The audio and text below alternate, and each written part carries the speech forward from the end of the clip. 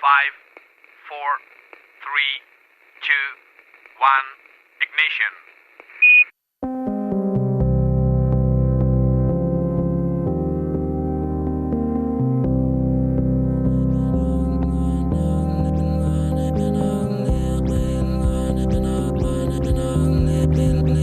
En Canal Extremadura Radio comienza Principio de Incertidumbre, con Jorge Solís.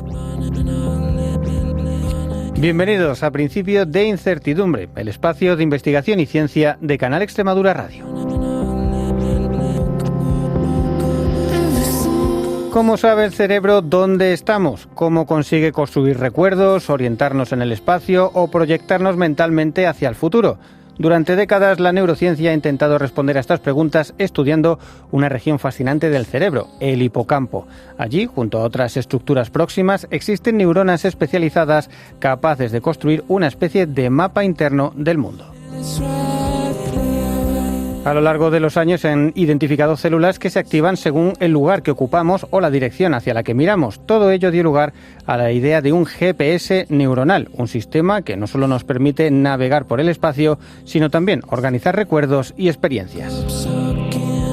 Pero en los últimos años han aparecido resultados inesperados. Nuevas técnicas permiten seguir las mismas neuronas durante semanas y meses y lo que muestran es desconcertante. Las neuronas concretas, que representan un lugar o un recuerdo, cambian continuamente, aunque nuestra percepción del mundo permanezca estable. El hallazgo está obligando a replantear cómo funciona realmente la memoria y hasta qué punto el cerebro opera como un sistema dinámico, basado más en patrones colectivos y ritmos de actividad que en neuronas individuales y fijas. Enseguida lo vamos a ver todo con detalle, pero antes, como siempre, les recordamos que estamos en X y en las principales plataformas de podcast si buscan Principio de Incertidumbre. ¿Nos acompañan? Principio de Incertidumbre. Investigación y ciencia para todos los públicos.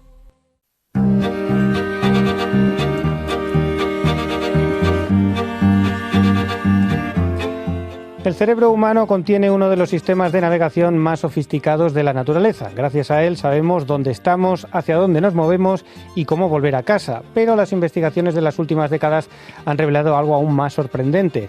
Los mismos circuitos neuronales que nos orientan en el espacio también organizan nuestros recuerdos, nuestra percepción del tiempo e incluso nuestra capacidad de imaginar el futuro.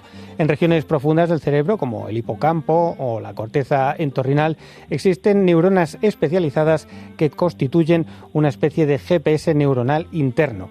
Durante años se pensó que estas representaciones eran relativamente estables, una suerte de mapa fijo del mundo. Sin embargo, nuevos trabajos están demostrando que las neuronas concretas que participan en esos mapas cambian continuamente con el tiempo, incluso aunque nuestros recuerdos y nuestro comportamiento permanezcan estables.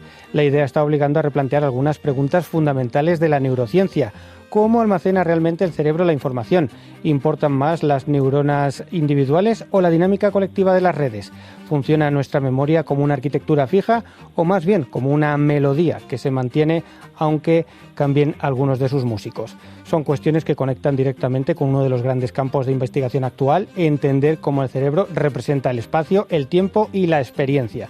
Y para hablar de todo ello, nos vuelve a acompañar en Principio de Incertidumbre Lisette Menéndez de la Prida, que es directora del Centro de Neurociencias Cajal del CSIC y responsable del Laboratorio de Circuitos Neuronales. Además, para ahondar en estas cuestiones y hacerlos accesibles a todo el público, acaba de sacar el libro Cerebro, Espacio y Tiempo. Está publicado por la editorial Guadalmazán, sello de divulgación científica del grupo Almuzara, y de estos temas vamos a conversar con ella. Pero lo primero, darle la bienvenida. Lisette, ¿qué tal? Y bienvenida a Principio de Incertidumbre otra vez. Hola, muchas gracias por la invitación, encantada de estar aquí. Hombre, la verdad es que es un tema que nos fascina, nos encanta hablar de la neurociencia, además con cuestiones que aunan un poco ciencia básica de vanguardia y también cuestiones filosóficas, ¿no? Porque a fin de cuentas todo esto tiene que ver con la identidad y con quiénes somos. Pero si te parece, por empezar a poner todo esto en marcha y antes de llegar a comentar las novedades en el campo, me ha parecido muy interesante que en tu libro vas explicando un poco cómo aparecen todas esta serie de propiedades y para ello un poco te remontas casi al origen de los animales y esa necesidad de moverse por un espacio dinámico, ¿no? A diferencia de las plantas, explorar lo que tienes alrededor y esto es un poco el origen de todo, ¿no? Así es, así es. Bueno, de hecho, es lógico, ¿no? La idea central es que los animales han ido evolucionando a partir de formas primitivas. A la complejidad actual del cerebro tiene que incluir aspectos muy dinámicos del mundo que nos rodea, y los animales básicamente se mueven, exploran, buscan comida, se esconden, huyen de los peligros.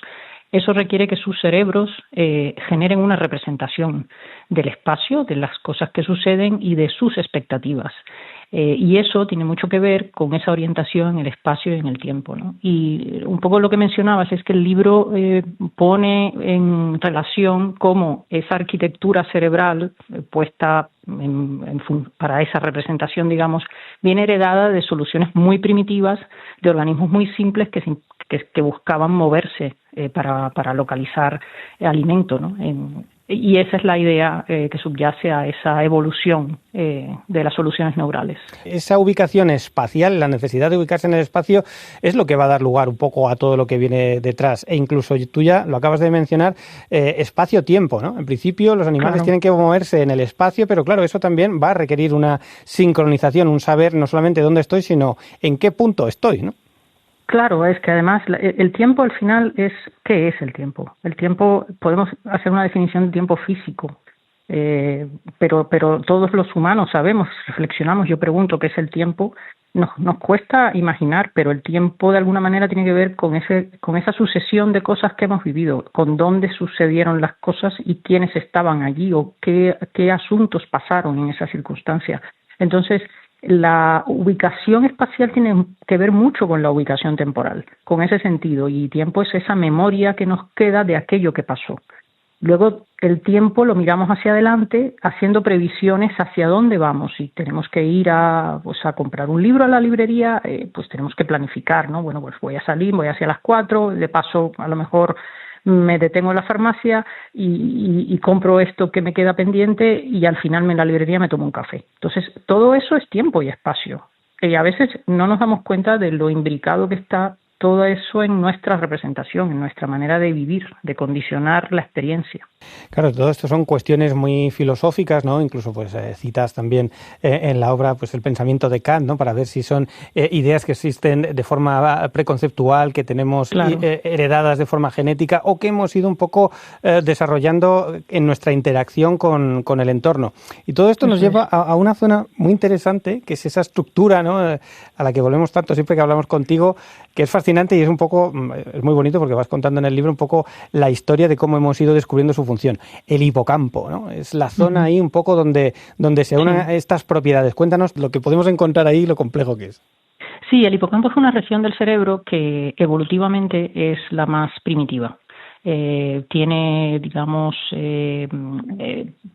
similitudes con la estructura que se encuentra en cortezas de los reptiles o de las aves.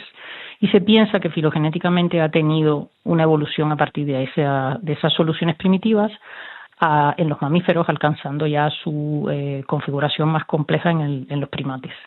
El hipocampo sabemos que es una estructura fundamental para la memoria por una serie de casos clínicos de personas que sufrieron la extirpación del hipocampo como tratamiento a una epilepsia que era resistente a fármacos. Y al extraerse el hipocampo, esas personas comenzaron a manifestar dificultades para formar nuevas memorias. A partir de ahí hay todo un cuerpo de literatura que ha ido confirmando y situando la actividad del hipocampo como esencial para la formación de recuerdos y la recuperación también de parte de los recuerdos que tenemos almacenados. Es una estructura fascinante porque, ya te digo, está relativamente conservada, no perfectamente conservada, pero conservada a través de distintas especies, y su función en la representación espacial y temporal, contextual, está fuera de toda duda. Mencionas mucho un poco el paciente ese, ¿no? HM, que creo que debe ser una fiera dentro de la literatura médica, precisamente por esa incapacidad de generar nuevos recuerdos y, sin embargo, sí que mantenía los recuerdos de su infancia, ¿no? Y esto ya un poco dio las pistas de pues qué función puede cumplir el hipocampo, y precisamente vemos que existen como 2 niveles de memoria. Sí, es lo que el paciente HM nos enseñó es precisamente que hay distintas categorías de memoria, y a partir de ahí se trazó la idea de que la memoria pasa a quedar almacenada en corteza, y esa ya está transferida del hipocampo hacia la corteza, pero el enrutamiento de memoria reciente, el momento que estás viviendo la experiencia, es el hipocampo quien está generando toda la, digamos, la arquitectura de representación neuronal para que tú te puedas ubicar en ese contexto, en ese espacio, en ese tiempo. Entonces, en el caso de HM le costaba formar nuevas memorias. Las que tenía ya transferidas a corteza las tenía relativamente preservadas. Eso no quiere decir que estén intactas, porque el hipocampo, cada vez que recuperamos memoria, cada vez que vamos hacia atrás, hacemos un viaje mental, intentamos identificar dónde dejé las llaves del coche, ahí el hipocampo también juega un papel. Pero lo que es robusto son memorias semánticas o memorias ya cristalizadas en una referencia, en un marco de referencia muy estable. Los tienes en corteza y no te dependen del hipocampo. Vamos a andar un poquito más en el hipocampo, porque es bastante interesante. ¿Qué tipo de zonas tiene, qué tipo de neuronas que cumplen funciones un poquito distintas, aunque hay veces que la misma neurona puede cumplir esas distintas funciones? Así es. Entonces me imagino que esto debió ser un jaleo para vosotros de poder identificar qué hace esto, y ahora está haciendo otra cosa. Claro, y eso es muy importante. No es que haya neuronas que hagan una sola cosa, ni que esa misma neurona haga esa cosa siempre. Esto es muy importante que se entienda. La representación, el mundo es complejísimo, y si nos ponemos a pensar cuántas cosas podemos almacenar en nuestra memoria, parece infinita. Tú vas viviendo situaciones y tú tienes que estudiar para sacar un examen, pero para los eventos del día a día tú no estudias, tú vas viviendo las cosas y te vas acordando de ellas, ¿no? Entonces, es muy importante que se entienda que los tipos de neuronas que hay simplemente se clasifican por su función en un momento dado, en el momento que se estudia, pero que esa función es lábil, y como bien mencionaste al inicio, y luego discutiremos, teorías recientes como la deriva representacional ponen en cuestión todavía mucho más que sean fijas, ¿vale? Entonces, en el hipocampo se fueron descubriendo neuronas que parecía que se activaban ante determinadas circunstancias. Algunas neuronas se activaban cuando, por ejemplo, estos estudios se hacían en roedores, en ratas de laboratorio, cuando las ratas ocupaban un lugar del espacio, y entonces a esas neuronas se llamó neuronas de lugar, células de lugar, porque se veía que cada vez que pasaba por ahí el animal, pues ellas se activaban. Y entonces tú tienes un montón de neuronas de lugar que están mapeando de alguna manera todos los puntos posibles del espacio. Y si tú tuvieras registro de todas esas neuronas al mismo tiempo, tendrías una cobertura perfecta del espacio, digámoslo así. Luego se vio que había algunas neuronas que, en cambio, se activaban más en función de si la cabeza del animal estaba mirando al norte, al sur, al este o al oeste. Se les llamó neuronas de dirección. Por ejemplo, otras neuronas se vio que se activaban según el animal se acercaba a los bordes, a las paredes, y se les llamó neuronas de borde. Se vio que esto era así porque cuando se le metía en una caja y había un borde, esas neuronas disparaban solo cuando se acercaba ese borde, y si cogían ese borde y lo desplazaban en la caja, digamos, desplazaban ese borde como creando una caja más grande, esas neuronas continuaban disparando solo o activándose solo cuando iban hacia el borde, ¿no?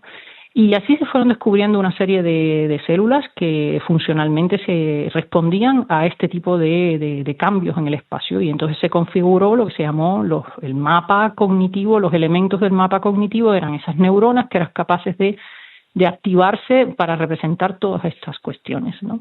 Y eso es un poco lo que fue derivando hacia la consideración de toda esa estructura que existía, y se le llamó el GPS, y fue motivo del premio Nobel a quien descubrió las células de lugar, John O'Keefe, y al matrimonio Moser, que descubrió lo que se llaman las neuronas de retícula, que disparan como en los vértices de una retícula que cubre el espacio, y se pensó que el GPS estaba fijo, y esto es lo que ahora se está cuestionando.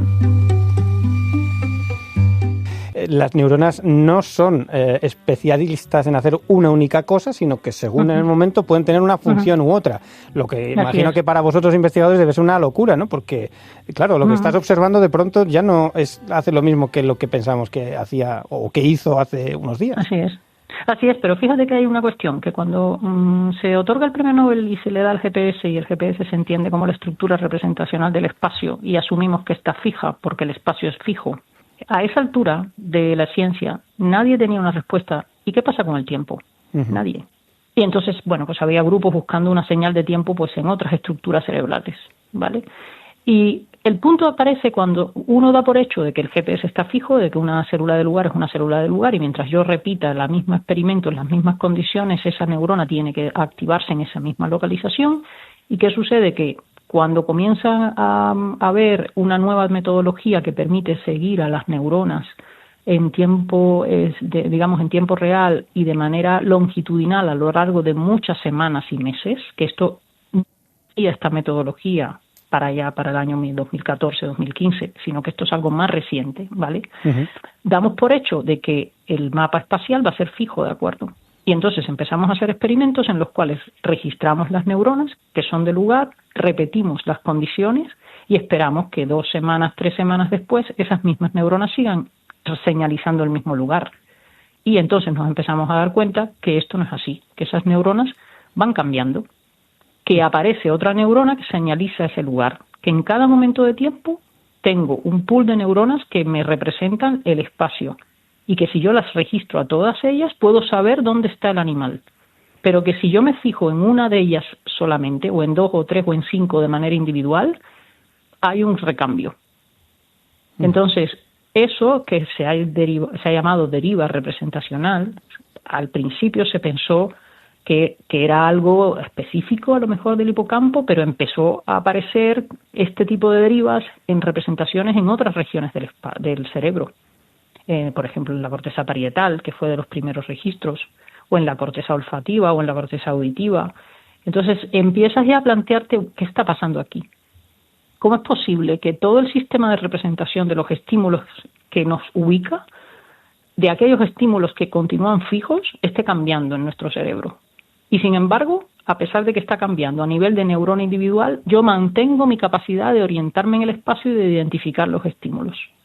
Y eso ha dado lugar a estas nuevas teorías de cómo es que representamos, y ahí aparece el tiempo ahora, y ahora sí que puede que hayamos encontrado una forma en la que generamos una representación de tiempo, de esa deriva que sucede a nivel representacional. Vuelves a mirar esa neurona un tiempo después y tiene otro contenido.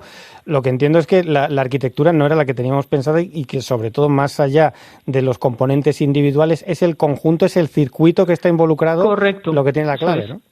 Mira, exacto. Podemos, si quieres, hacer un símil con un equipo de fútbol. Cambias los jugadores, igual los oyentes dicen, para nada, esto es un mal ejemplo, porque sí que se modifica, pero digamos, o pongamos el ejemplo que ponías de la orquesta, ¿no? Tú puedes tener distintos músicos tocándote una melodía, pero la melodía sigue siendo la misma, ¿vale?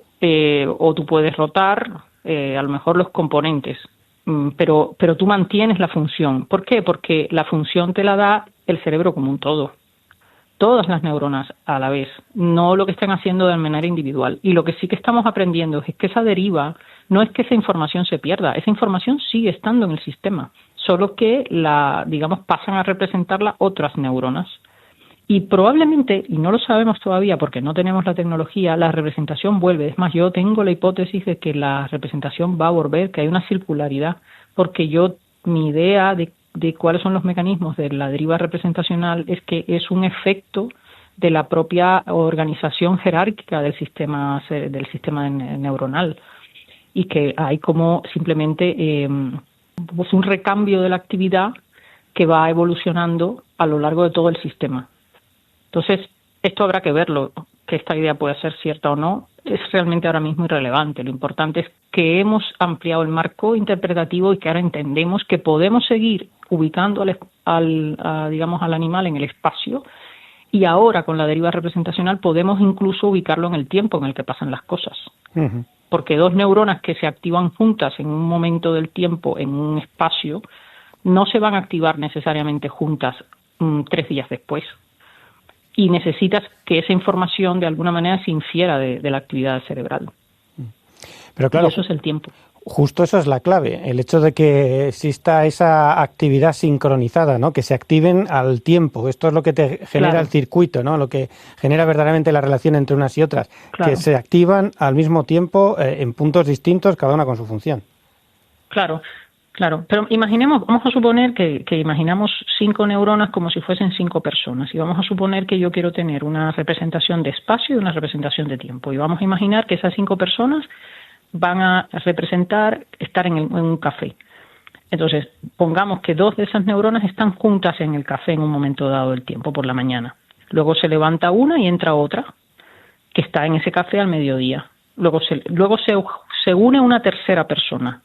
Luego, la primera que estaba se levanta, deja las 2 y se une la cuarta y la quinta. Si ahora tú lo piensas, la información del tiempo está contenida en quién entró y salió del café. El café sigue fijo en el espacio, pero el momento temporal en el que las cosas pasaron está representado con quién estaba en cada sitio, en cada momento. Uh-huh. Eso es la deriva representacional y eso es una señal de tiempo inferida de esa deriva. ¿Comprendes? Claro, o sea, la señal de tiempo está, digamos, codificada en la estructura en cada momento. En la estructura de cada momento. ¿Quién la compone? Pues la estructura siempre está igual. ¿Quién la comparte? Siempre hay un número determinado de gente tomando café, pero el hecho de que sea la persona A o B determina en qué momento... Eso es. Uh-huh. Vaya. Eso es, porque ahora tú, neurona, puedes pensar hacia atrás y decir, ¿dónde estaba yo por la mañana? Claro, que estaba activa con esta otra neurona. Y eso, que es lo que tú haces intuitivamente cuando tú te pones a pensar en el tiempo, cuando estás buscando la llave del coche, pues eso es una señal temporal, uh-huh, que tiene que ver con cuándo pasaron las cosas, quiénes estaban y dónde. Claro. Eso es tiempo inferido. Claro, está ahí un poco codificado dentro, ¿no? O sea, la estructura la mantengo, uh-huh, tengo la misma función, pero en función de quién la está integrando en cada momento, eso puedo ir adelante o hacia atrás en el tiempo. Madre, solo necesitas un mecanismo que archive esas memorias. Sobre eso no te vale solo que coincidan en el espacio y en el tiempo, necesitas que eso quede guardado para que tú puedas recuperarlo. Entonces hay que poner ahí mecanismos de plasticidad que hagan que esos encuentros queden almacenados. Y hay un principio que funciona y que de momento no se ha desmontado empíricamente en la investigación en neurociencia, y es que las neuronas que se activan juntas de algún modo quedan vinculadas a través de un mecanismo de plasticidad. Entonces, con esos ingredientes ya puedes explicar el espacio y el tiempo, uh-huh, de manera relativamente sencilla. Bueno, sí, la verdad que se entiende, es asombroso que se entiende, o nos lo estás contando muy bien. Parece un concepto complejo y filosóficamente es un concepto muy complejo, porque además en el momento en el que tenemos que pensar que estudiamos los mecanismos cerebrales exactamente con el mismo instrumento con el que los creamos, uh-huh, es decir, nosotros estamos usando nuestro cerebro para preguntarnos cómo funciona nuestro cerebro. Sí. Y eso es un proceso que desde el punto de vista del conocimiento genera una contradicción intrínseca, porque tú estás estudiando al mismo órgano que estás usando para ser estudiado, con tus propias limitaciones. Pero cuando generas estas metáforas que te ayudan a situarlo, te das cuenta que puedes descomponer esa complejidad. Uh-huh. ¿Vale? Si te pregunto qué es el tiempo, es complejo, pero si yo te digo operativamente definamos cómo podemos definir tiempo, cógete un reloj, cógete un cronómetro y define tiempo. Y ahora busca algo en tu cerebro que haga las veces de estos elementos y verás que encuentras estos componentes y puedes definir que ahí puede haber una señal de tiempo. Uh-huh. Claro, lo que vemos es que efectivamente todo es subjetivo en el sentido de que guarda relación entre distintos elementos en cada momento, ¿no? O sea, que tenemos una estructura interna que es una construcción del mundo. Incluso el tiempo se inventa en función de los eventos como han ido aconteciendo, pero no tenemos un reloj fijo atómico que vaya pum, avanzando en el tiempo, ¿no? No, exactamente, pero sí que compartimos una señales, digamos, comunes. Compartimos la luz del sol, que determina el día y la noche. Compartimos, por supuesto, relojes que nos hemos puesto, porque cuando andábamos por este planeta sin relojes, sin nada, porque antes de que la civilización, digamos, se organizara sustancialmente, pues que teníamos acceso pues a los relojes naturales. Y teníamos el día y la noche, teníamos las estaciones, teníamos la tarde, uh-huh, cómo te cambia tu fisiología de la mañana a la tarde, la temperatura del espacio, en fin, todas estas cosas. Entonces, eso lo compartimos, con lo cual, de alguna manera nos sincronizamos como organismos, no vivimos desordenados en ese sentido. No, y luego ya es verdad que todos los ritmos circadianos están perfectamente sincronizados, ¿no? De manera natural con estos ritmos de la naturaleza, ¿no? Claro. Está claro.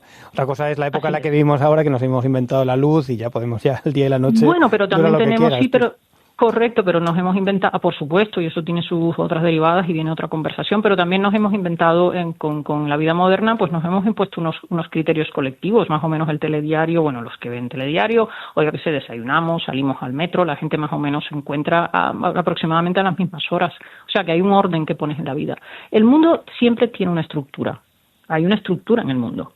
Luego está el mundo como tal estructurado, las calles son calles, las casas son casas, escaleras son escaleras, ventanas son ventanas, o sea, no percibimos cuánto de eso forma parte de nuestra representación porque hemos crecido en ella y eso nos remite a Kant, qué cosa es aprendido, qué cosa es las algo, ideas a priori, claro, que están ahí fuera. Un apriorismo, claro, pero tú naces con un sistema diseñado para internalizar el mundo. Tienes que generar una representación interna de lo que está pasando fuera, porque si no, no eres capaz de moverte por él. La verdad es que me parece aún más prodigioso que seamos capaces de vivir en sociedad.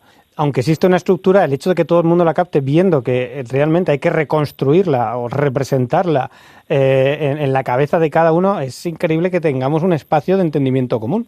Pero es que lo necesitas, porque si tú lo piensas, todos los animales tienen un componente social. Cuando tú naces, tú cuando naces eres inhábil, absolutamente.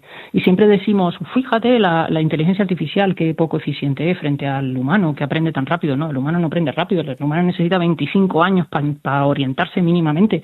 Y espérate que la corteza prefrontal a un chaval o chavala de 25, pues todavía le queda un poco de maduración, claro. ¿Vale? Entonces, tú necesitas, socialmente, tú estás vinculado a tu especie, porque tú naces, necesitas que te alimenten, necesitas que te orienten y necesitas que te enseñen. El león necesita que le enseñen a cazar, el pájaro a volar, y el humano necesita aprender a caminar, a no tocar ciertas cosas, tiene que pegarse con las paredes para decidir que no, que tienes que cambiar, que no puedes ir por ahí. Sí, claro, lo que vemos es que tenemos una estructura que es muy plástica y que se adapta mucho al entorno y en una especie como la nuestra es muy social, muy cultural, ¿no? El hecho de nacer con un cerebro tan inmaduro, porque había otros ejemplos, pues eso, por ejemplo, un cordero nace al mundo y ya tiene que saber moverse rapidito y verla, puedes seguir a su madre un poco, pero tienes que estar ya listo para la vida. En cambio, como dices, nuestra especie nos podemos poner en los 20 años y todavía igual la corteza prefrontal no está madura del todo.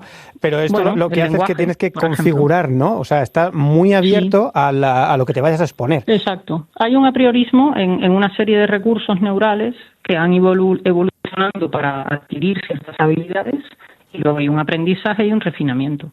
Por ejemplo, el lenguaje también. El lenguaje es un proceso. El lenguaje es un proceso. Y el mismo cerebro, un humano que nace en China o que nace en España o que nace en Estados Unidos, aprende 3 lenguajes distintos, con lo que supone la arquitectura mental de 3 gramáticas diferentes. Pero al fin y al cabo es el mismo cerebro, o sea que el mismo mecanismo neuronal consigue incorporar 3 estructuras gramaticales distintas. Y es un proceso que necesitas que sea guiado.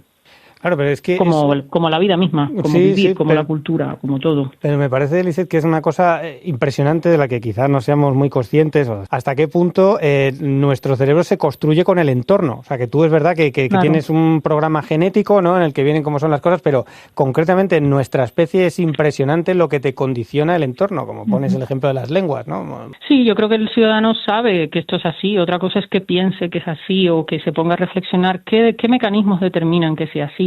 Y la neurociencia lo que ofrece es explicaciones a esas preguntas, que son preguntas filosóficas también, y son preguntas políticas, son preguntas humanas, pero siempre recordemos que reflexionamos con este órgano que es a su vez el que nos permite pensar sobre nosotros mismos. Bueno, pues tendremos que seguir con estas conversaciones, desde luego hay mucho que hacer, a ver qué pasa con la deriva representacional, ¿no? A ver en los próximos años ahí seguiremos qué desveláis de ahí.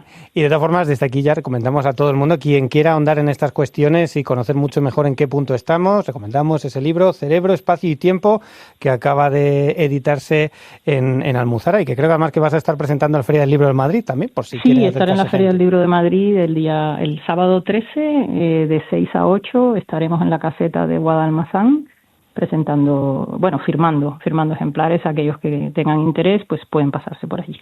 Bueno, pues Lisette, como siempre, un placer. Muchísimas gracias por dedicarnos este tiempo. Enhorabuena por lo que habéis hecho y sin duda hasta la próxima, que tenemos que repetir.